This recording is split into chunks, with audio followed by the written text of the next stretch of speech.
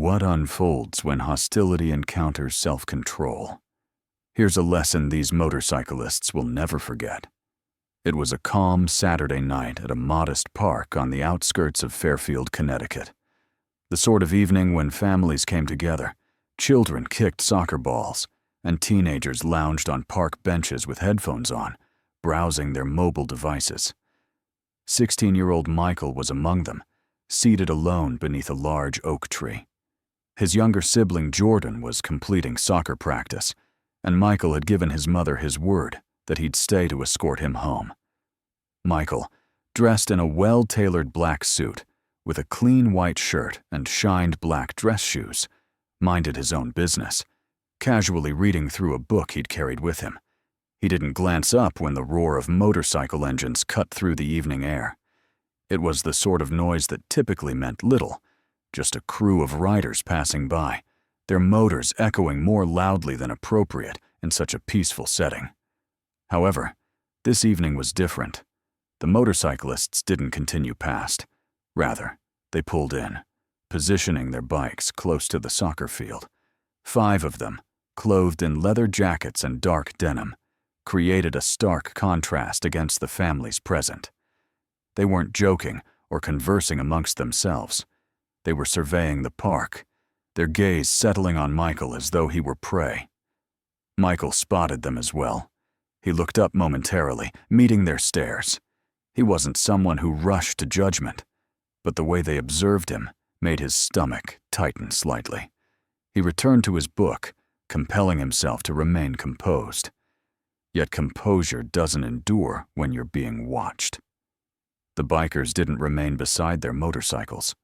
One of them, a stocky man with a bald head, elbowed his companion and began moving toward Michael. That's when the atmosphere started to change. Michael sensed the man's heavy footfalls before he could see him distinctly. He looked up to discover the stocky biker, accompanied by 2 others, their faces unreadable but purposeful. The group advanced with intention, their leather boots grinding against the gravel walkway as they drew nearer. Michael's heart pounded in his chest, yet his expression stayed calm. His mother always taught him, never let them see you nervous. He recalled her voice, steady and reassuring, as he marked the page in his book and placed it down. "What are you doing here, kid?" the stocky man demanded, his voice rough and blunt. Michael paused, his brow furrowing slightly with confusion. "Waiting for my brother," he responded simply, his tone courteous but resolute. The man sneered, sharing a look with his friends. "This doesn't seem like your type of hangout," he said, his words carrying something unspoken yet pointed. Michael's jaw clenched, though he made himself stay composed. "It's a public park," he replied, holding the man's stare. The biker's sneer disappeared. "Got a wise mouth, don't you?" he said, moving closer. The other 2 positioned themselves slightly apart, forming a half-circle around Michael. Families and children were still spread throughout the park, but nobody appeared to notice the brewing tension beneath the oak tree. Michael briefly scanned the area, hoping someone would glance his way, but the bikers had timed their approach well. Most attention was focused on the soccer field, where Jordan's match was ending. Michael's thoughts raced. He wasn't frightened, not yet, but the situation was escalating, and he could sense it. Years of martial arts instruction had taught him to watch, predict, and respond, but he also understood restraint. Combat wasn't the primary choice, it was the final one. "Look," Michael said, maintaining his measured tone, "I don't want any problems. I'm just here for my brother." But the stocky man didn't retreat. Instead, he bent down slightly, his face uncomfortably close. "Problems? Who mentioned problems?" he asked, his voice quiet and mocking. Michael could feel the weight of their stares, the unspoken challenge in their stance. His hands rested loosely on his knees, but he was prepared if necessary. Yet something about the man's following words made it obvious they weren't planning to let him off easily. "Maybe you should demonstrate what you're capable of," the biker taunted, his friends chuckling quietly behind him. But Michael remained still. Michael didn't react. His hands stayed positioned calmly on his knees, but his eyes remained fixed on the man before him. Years of training had taught him how to read individuals, how their posture, their movements, even their breathing could reveal their intentions. And these men? They weren't here for conversation. The stocky man, clearly expecting Michael to crumble under pressure, leaned nearer, his shadow covering him. "What's wrong, kid? You frightened?" he mocked. Michael breathed out slowly, not responding immediately. He didn't need to.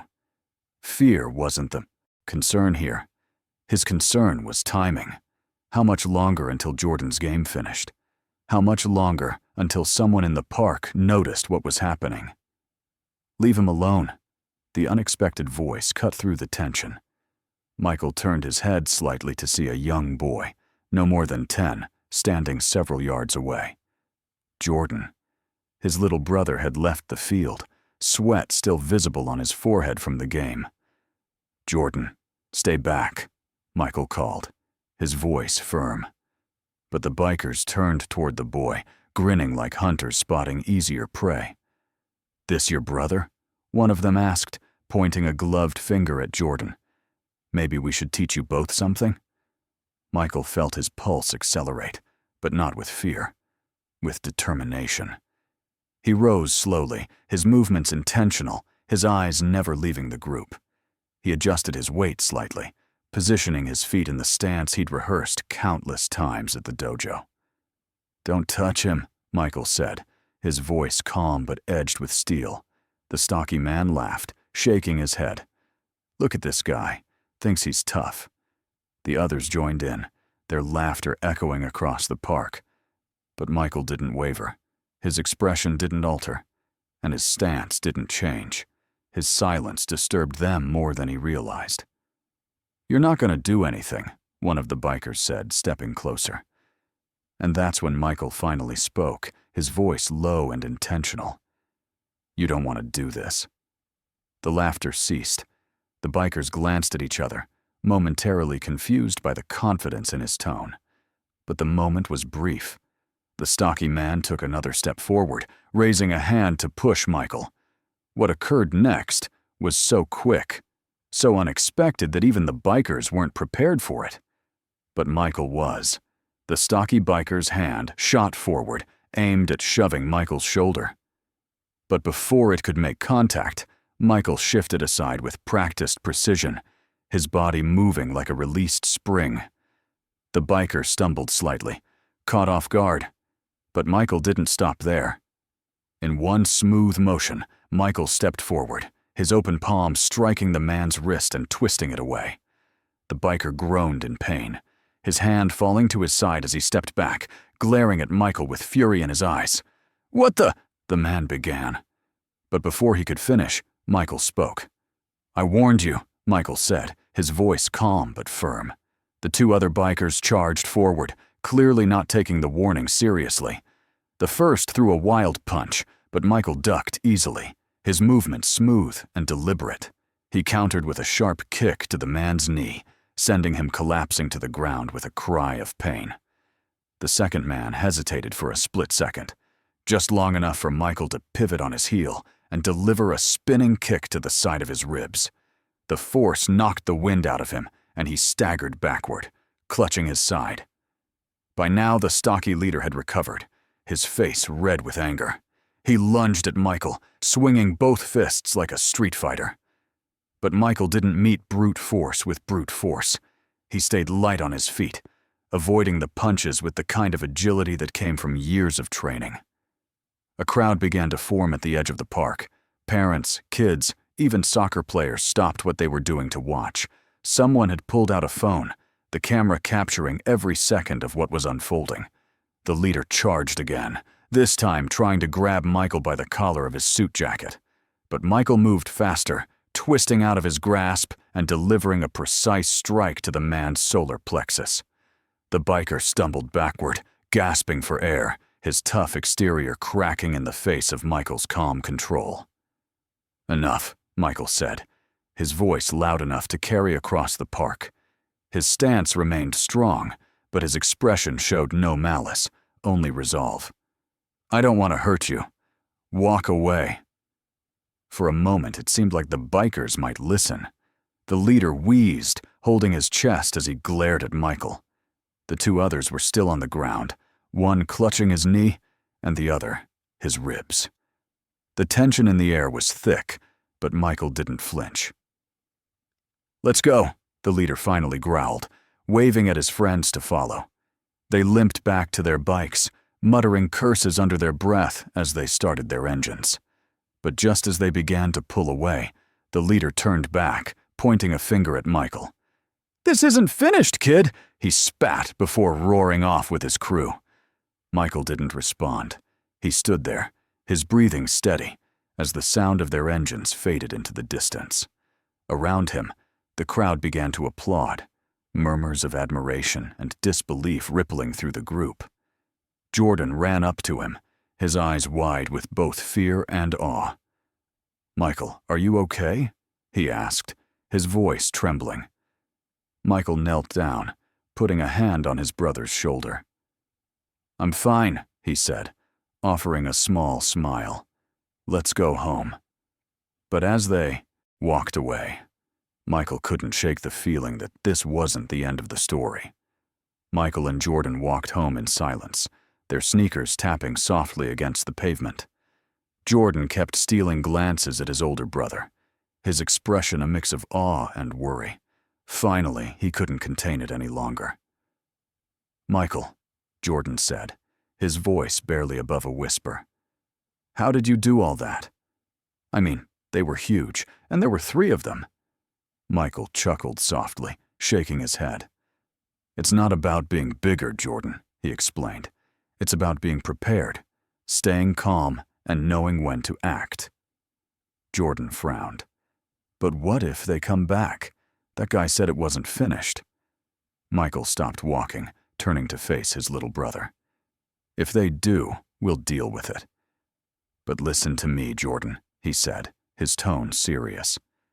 "What happened today wasn't about fighting. It was about standing up for myself and for you. But violence isn't the answer unless it's the only option." Jordan nodded slowly, processing his brother's words. Michael placed a hand on his shoulder, giving it a reassuring squeeze. "Remember, it's not about proving how strong you are. It's about knowing your worth and refusing to let anyone take that away from you." When they arrived home, their mom was waiting on the porch, her arms crossed and a concerned expression on her face. "You're late," she said, her voice tinged with worry. Michael hesitated, glancing at Jordan, who remained quiet. "Something happened at the park," Michael admitted, choosing his words carefully. He didn't want to worry her more than necessary, but he also believed in honesty. As he recounted the story, their mom's expression shifted from fear to pride. She listened intently, her lips pressed into a thin line, but her eyes glistened with emotion. "Michael," she said when he finished, "I'm proud of you for protecting your brother and yourself.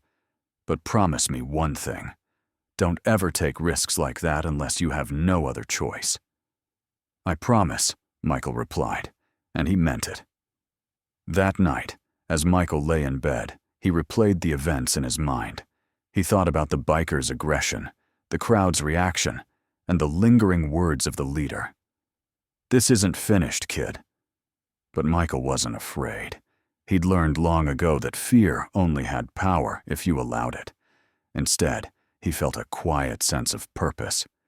The world wasn't always fair, but moments like this proved that courage and discipline could make a difference. And somewhere deep down, he knew this experience wasn't just a test of his skills. It was a reminder that standing up against wrongs, no matter how daunting, was always worthwhile. Michael's story is a powerful example of resilience, preparation, and knowing when to take a stand. His calm confidence in the face of adversity teaches us that true strength isn't about size or intimidation. It's about knowing your worth and acting with integrity. If this story moved you, take a moment to reflect on how you can stand up for yourself or others in difficult situations. And remember, courage isn't about not being afraid. It's about doing the right thing even when fear is present. Don't forget to like this video, share it with someone who needs a reminder of their inner strength, and subscribe to our channel for more inspiring stories like this. Because sometimes, the quietest voices have the strongest impact.